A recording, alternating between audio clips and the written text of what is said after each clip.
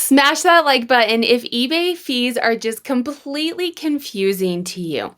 I totally get it, and that's why I am making this video. I am going to help you figure out exactly what you are paying in eBay fees. eBay fees can be very complex, and it's hard to find the information online because everybody's fee is going to be different depending on what you sell. They have different fees for different categories, right? And then you add promoted listings to that. You can pay to promote your listings, but you only have to pay if it sells from promoted listings. So not all of your listings have that price on them, or that extra percent on them. It gets very complex, but I'm going to show you exactly how to figure out what your eBay fees are. And we're starting right now. If you go into your Seller Hub and you click on the Performance tab and then click on Sales and then scroll down, and you will see your selling costs. If you want to know what those other charts that you're seeing mean, I will link a video up here. I talk about how to look at that data and how to use it to make more money and understand what it really means on eBay right now. So if you scroll down, you're going to see your selling costs. You can see my selling costs for the month are $2,364, 32.8%.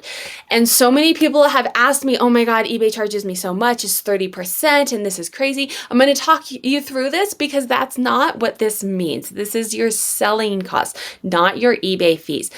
If you look down here as well, what I really like about eBay too is they have an up arrow for things are increasing, and then they also color code it in red is bad, green is good. So this one's a little confusing because up it typically means good, right? But then it's red. Well, you have to keep in mind, if your selling cost goes up, that's actually bad, right? You are making less money. If you are paying more in fees, if you are paying more in shipping, that increase is actually bad. So this is one of the few metrics that you're going to see where it has an up arrow and it's red, and that's why. So 32% of what I sold last month was selling costs. This comes out of my gross. But if you look over here, they split it out.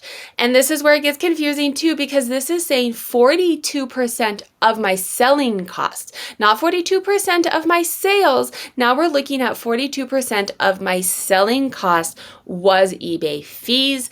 And then 57% of my selling costs were shipping labels.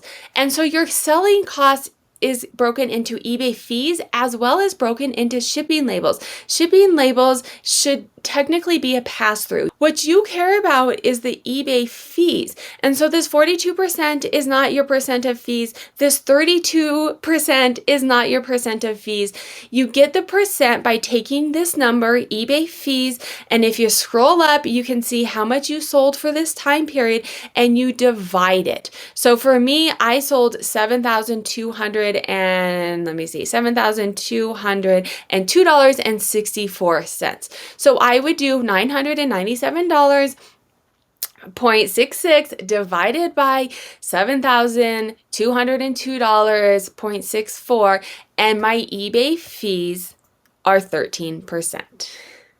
So there are various different places that you can see the eBay fees. I like this chart because it kind of breaks it out for me and it's easy to see, as well as eBay is currently going through people coming from PayPal to manage payments, and they're switching their invoice with the new seller update. They are switching from you paying an invoice every month to kind of just putting that into their platform and taking it out of your pending. So I didn't want to take you to a place where it's not going to be the case anymore. I will probably do another video to show you a different way to see it in a couple months once everything has kind of been hashed out. But I think that is one of the easiest places to see it. And I like that it has that metrics on it as well to let you know, hey, this is good, hey, this is bad, a quick glance at what it is.